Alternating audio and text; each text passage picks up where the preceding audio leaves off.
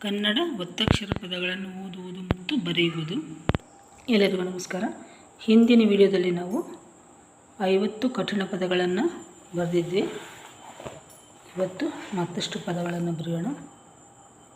ನಾನು ಕನ್ನಡ ಮತ್ತು ಇಂಗ್ಲೀಷ್ ಪ್ರಾರಂಭಿಕ ಕಲಿಕೆಯ ಬಗ್ಗೆ ವಿಡಿಯೋಗಳನ್ನು ಮಾಡ್ತಾನೆ ಇರ್ತೀನಿ. ಈಗಾಗಲೇ ಸುಮಾರು 400ರ ಸಮೀಪ ವಿಡಿಯೋಗಳನ್ನು ಮಾಡಿದ್ದೇನೆ ಓದು ಬರೋಕ್ಕೆ ಸಂಬಂಧಪಟ್ಟ ಹಾಗೆ. ನಿಮಗೆ ಇನ್ನೂ ಹೆಚ್ಚಿನ ವಿಡಿಯೋಗಳು ಬೇಕು ಅಂತಂದರೆ ಡಿಸ್ಕ್ರಿಪ್ಷನ್ ನೋಡಿ, ಇದರಲ್ಲಿ ಕನ್ನಡಕ್ಕೆ ಸಂಬಂಧಪಟ್ಟ ಹಾಗೆ ಹಾಗೂ ಇಂಗ್ಲೀಷ್ನ ಪ್ರಾರಂಭಿಕ ಕಲಿಕೆಯ ಬಗ್ಗೆ ವಿಡಿಯೋಗಳು ಇದೆ ನೋಡಿ. ಇವೆಲ್ಲವೂ ಈಗಾಗಲೇ ಅಪ್ಲೋಡ್ ಮಾಡಿರುವಂಥ ವಿಡಿಯೋಗಳು.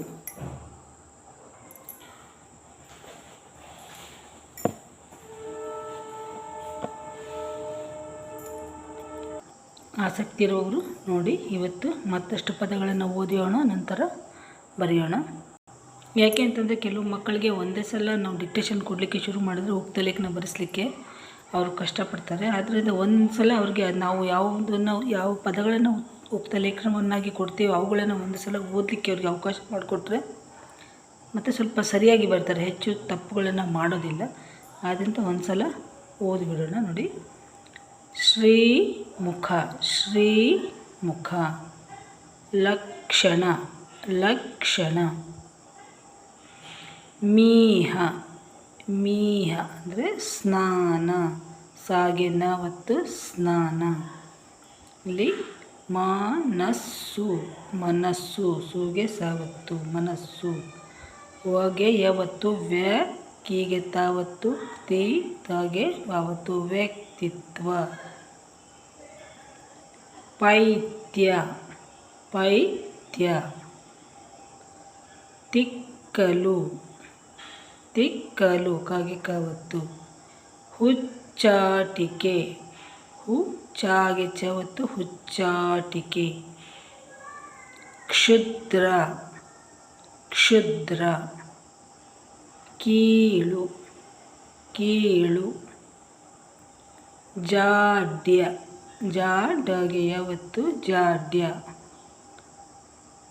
ಕಲ್ಮಶ, ಕಲಗೆ ಮಾವತ್ತು. ಇಲ್ಲಿ ಲ ಮೊದಲು ಹೇಳ್ತೀವಿ, ಅದರಿಂದ ಲ ಬರೆದು ನಂತರ ಮಾವತ್ತು. ಕಲ್ಮಶ. ಇದನ್ನು ಮಕ್ಕಳು ಕಮ್ಲಶ ಅಂತ ಮಾಡ್ತಾರೆ. ಮ ಅಂತ ಬರೆದು ಕೆಳಗೆ ಲ ಒತ್ತು ಕೊಡ್ತಾರೆ. ಅದರಿಂದ ಫಸ್ಟ್ ನಾವು ಯಾವ ಅಕ್ಷರವನ್ನು ಉಚ್ಚಾರ ಮಾಡ್ತೀವಿ ಲ, ಕಲ್ ಲ, ಅದರಿಂದ ಲ ಮೊದಲು ನಂತರ ಮಾವತ್ತು. ಕಲ್ಮಶ. ಪುಣ್ಯ, ಪು ನಾಗೆ ಯಾವತ್ತು ಪುಣ್ಯ. ಮೆತ್ತನೆ, ಮೆತ್ತನೆ. ದರ್ಭೆ, ದರ್ಭೆ. ಮುಂದಿನ ಪದಗಳನ್ನು ಓದುವುದಕ್ಕಿಂತ ಮೊದಲು ನೋಡಿ, ಇಲ್ಲಿ ಮಕ್ಕಳಿಗೆ ಒತ್ತಕ್ಷರ ಬರೀಲಿಕ್ಕೆ ಬಹಳ ಕಷ್ಟ ಆಗುತ್ತೆ ಅಂತ ಹೇಳ್ತಾರೆ. ಆದ್ದರಿಂದ ಅವರಿಗೆ ಒತ್ತಕ್ಷರಗಳಲ್ಲಿ ಎಷ್ಟು ವಿಧ ಅನ್ನೋದ್ರ ಬಗ್ಗೆ ಕೂಡ ವಿಡಿಯೋ ಮಾಡಿದ್ದೀನಿ. ಅದರ ರೂಪ ಬದಲಾಗದ ಒತ್ತಕ್ಷರಗಳು, ತಲಕಟ್ಟು ಇಲ್ಲದ ಒತ್ತಕ್ಷರಗಳು, ಪೂರ್ಣ ಬದಲಾಗುವ ಒತ್ತಕ್ಷರಗಳು, ಹಾಗೆ ಅರ್ಕಾವಳಿ ಶಬ್ದಗಳು ಮತ್ತು ಅನುಸ್ವಾರ ವಿಸರ್ಗ ಶಬ್ದಗಳು, ಇವುಗಳ ಬಗ್ಗೆ ಕೂಡ ನಾನು ವಿಡಿಯೋಗಳನ್ನು ಮಾಡಿದ್ದೀನಿ. ಇದಿಷ್ಟನ್ನು ಮಕ್ಕಳು ಓದಿದರೆ, ಈ ಎಪಿಸೋಡ್ಗಳನ್ನು ನೋಡಿದರೆ ಅವರಿಗೆ ಒತ್ತಕ್ಷರಗಳ ಬಗ್ಗೆ ನಿಖರವಾಗಿ ಹೇಗೆ ಬರಿಬೇಕು ಅಂತ ಗೊತ್ತಾಗುತ್ತೆ. ಸುತ್ತುವ, ಸುತ್ತುವ. ಇದು ಹೆಚ್ಚು ಕಠಿಣವಾಗಿದೆ.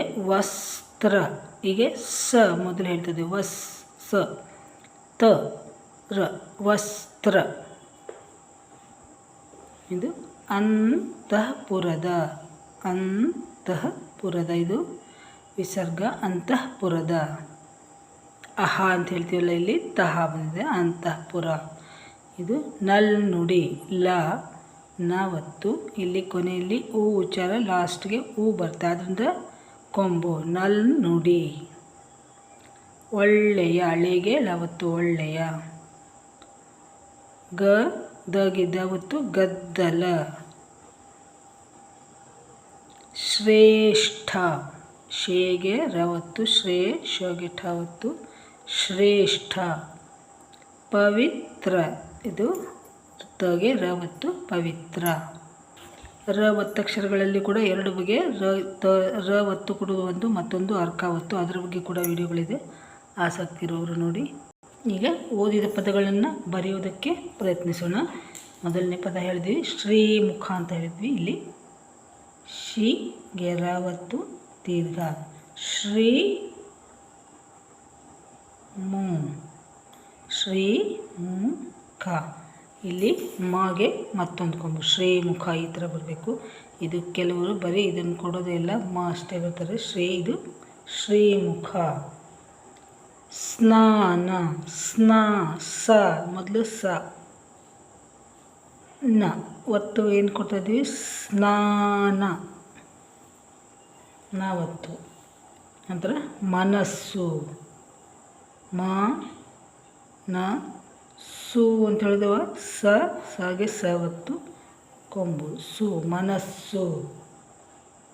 ವ್ಯಕ್ತಿತ್ವ ವಗೆ ಯಾವತ್ತು ಕೊಟ್ಟರೆ ವ್ಯ. ಈಗ ಕ್ತಿ ಈ ಉಚ್ಚಾರ ಬರ್ತಾ ಇರೋದ್ರಿಂದ ಇಲ್ಲಿ ಕಿ ಬರಿಬೇಕು. ಕೀಗೆ ತಾವತ್ತು ವ್ಯಕ್ತಿತ್ವ ತ ನಂತರ ವಾವತ್ತು ವ್ಯಕ್ತಿತ್ವ. ದೈತ್ಯ ಅದನ್ನು ಕಾಗುಣಿತದಲ್ಲಿ ಬಂದ್ಬಿಡುತ್ತೆ ನಿಮಗೆ. ದೀದಿ ಬರೆಯುವಾಗ ದೈ ತಗೆ ಯಾವತ್ತು ದೈತ್ಯ. ಜಾಡ್ಯ ಜಾಡ್ಯ ಜಾ ಡಗೆ ಯಾವತ್ತು ಜಾಡ್ಯ. ಮುಂದೆ ಕಲ್ಮಶ ಕಲ್ಮಶನೋಗ ಕ ಲ ಮೊದಲು ಹೇಳ್ತಾ ಇದ್ದೀವಿ ಲ ಅದಕ್ಕೆ ಮ ಕಲ್ಮಶ ಕಲ್ಮಶ. ನಂತರದ ಮೆತ್ತನೆ ಮೇ ತಗೆ ತಾವತ್ತು ಮೆತ್ತ ನೇ ನಾಗೆ ಏತ್ವ ಮೆತ್ತನೆ. ನಂತರ ದರ್ಭೆ ದರ್ಭೆ ದ ಮಹಾಪ್ರಾಣಾಕ್ಷರ ಕಷ್ಟ ಆಗುತ್ತೆ ಅನ್ನೋರು ನೋಡ್ಕೊಳ್ಳಿ.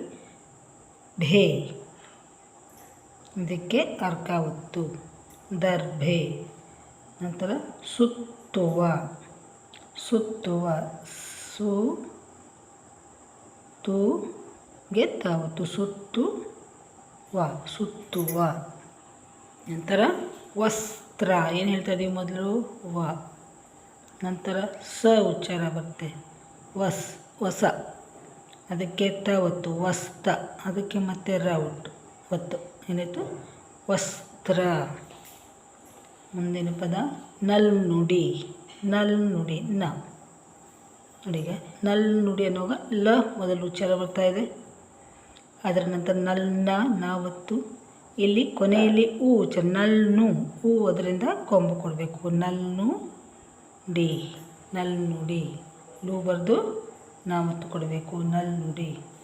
ಇನ್ನೊಂದು ಗದ್ದಲ ಗ ದ ಗಿದ್ದಾವತ್ತು ಗದ್ದಲ ಗದ್ದಲ.